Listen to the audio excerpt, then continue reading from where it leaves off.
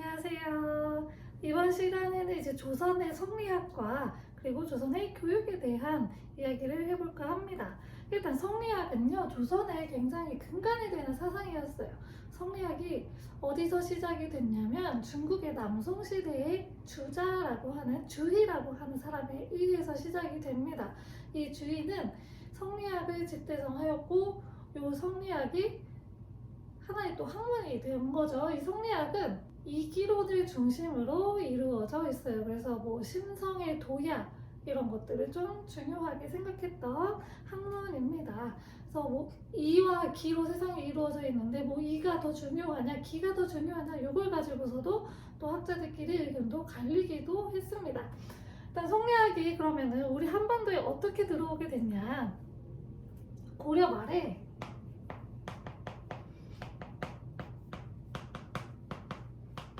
안향이라고 하는 사람이 있어요. 이거 안중근 의사 혹시 아세요? 안중근 의사의 바로 이 직계 조상님이세요. 이 안향에 의해서 우리나라에 성리학이 들어오게 되고요. 이 성리학을 이제 공부했던 신진사대부들이 등장을 하게 되죠. 우리 고려 말 하면서 했을 텐데 이 신진사대부들이 성리학을 공부하고 그러면서 새로운 세력을 이루게 되면서 이성계와 손을 잡고서 세운 나라가 바로 조선이었죠. 이 신진사대부가 세운 나라가 조선이기 때문에 조선은 성리학의 나라가 되었습니다.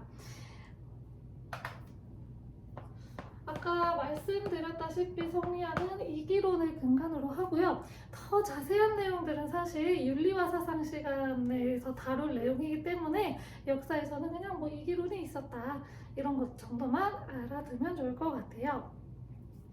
대표적인 조선의 성리학자 2명만 알면 될 것 같아요. 이황과 이의가 있습니다. 이황 선생님은 우리나라 천안권 집회에 계시죠. 호가 퇴계예요. 퇴계 이황 선생님. 이 선생님은 5천원권에 계시죠. 이 선생님의 호는 율곡입니다. 그래서 율곡이 이렇게 두 사람이 있는데요. 대표적인 저서는 책을 썼어요. 책을. 이황 같은 경우에는 성악 10도,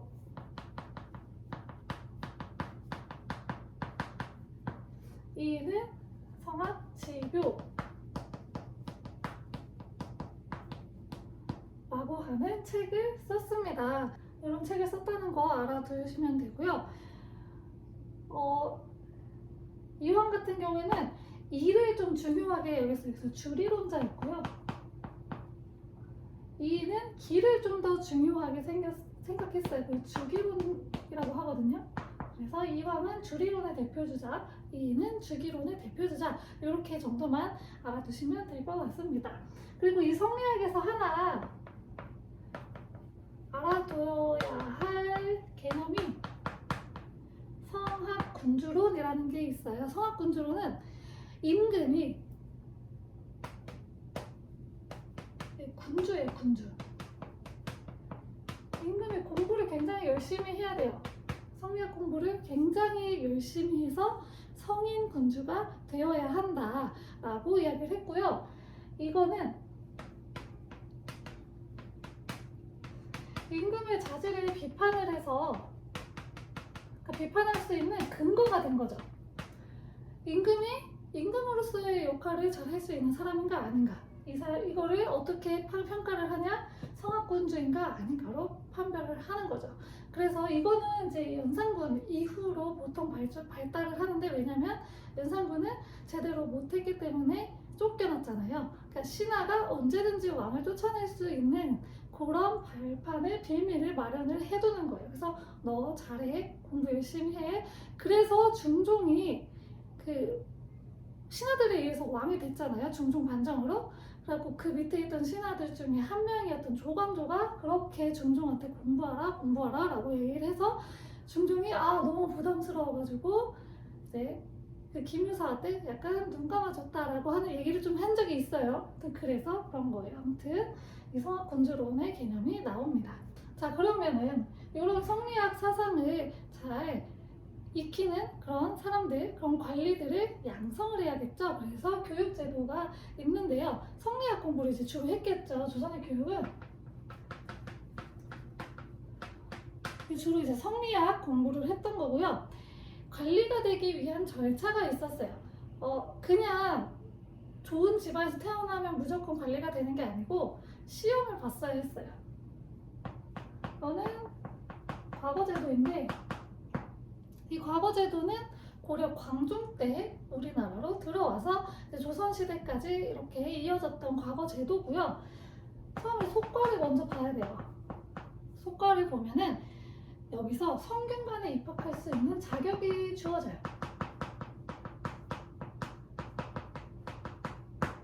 그리고 나서 이제 성균관에서 공부를 해요. 공부를 막 하고 그리고 출석 일수를 채우면 대과에 문과라고도 하는데 여기에 응시할 수 있는 자격이 주어집니다. 그래서 여기에서 합격을 하면 나란디를 할 수 있게 된 거고요. 고려하고 다르게 무인도, 무과가 있었어요. 그래서 무반들, 싸우는 군인들도 시험을 보고서 관리가 될 수 있었던 거예요. 고려시대에는 아무나 될 수 있었다고 했잖아요. 시험 없이. 그래가지고 이제 문신들이 무신을 많이 무시를 했다고 했잖아요. 근데 조선 같은 경우에는 무인들도 시험을 봤어야 했습니다. 그래서 이 문과 같은 경우에는 이 문과는 어쨌든 공부하고 성균관에 입학해서 또 막 출석하고 해야 되기 때문에 생계에 좀 지장이 있으면 못해요. 그래서 주로 양반계층, 집이 부유한 사람들이 주로 했지만 문과 같은 경우에는 그런 부담이 좀 덜 했기 때문에 하층민들이 신분 상승을 위해서 많이 이용을 했다고 합니다. 자, 그리고 마지막으로 잡과가 있는데요. 잡과는 말 그대로 기술직 뽑는 거예요. 뭐 통역하는 역관도 있고요.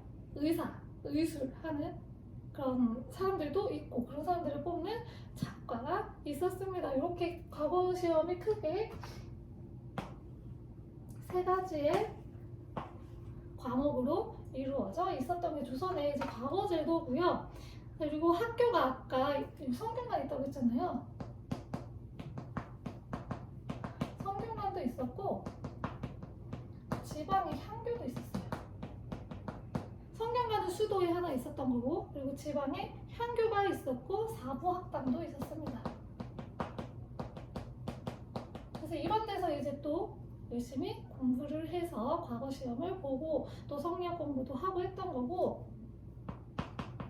조선시대에는 서원이라는 게 있었어요. 서원은 첫 번째로 이제 주세붕이라고 하는 사람이 영주에다가 그 소수서원을 세워요. 처음 이름은 백운동서원인데 소수서원이라고 하는 현판을 임금에게 하사받아요. 그걸 사익서원이라고 하거든요. 임금한테 현판을 받은 서원을 사익서원이라고 해요. 우리나라 최초의 사익서원인 거죠. 소수서원이 선임들을 모시기 위해서 만든 게 이제 최초의 서원이고 여기서 이제 그 사람들의 학풍을 이어받은 사람들이 공부를 하면서 여기서 분당이 좀 이제 형성이 되는 역할도 했던 거예요. 그리고 서원 같은 경우에는 양반들이 여기서 공부하잖아요. 그러면서 향촌 질서를 좀 바로잡는 그런 역할도 같이 했습니다. 근데 이거 분당에 기반이 됐다고 이야기했죠.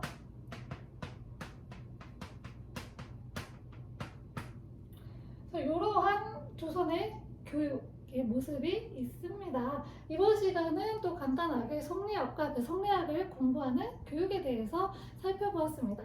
다음 시간에는 이제 전근대 마지막 조선의 문화, 전반적인 문화 그리고 실학에 대해서 보도록 하겠습니다. 감사합니다.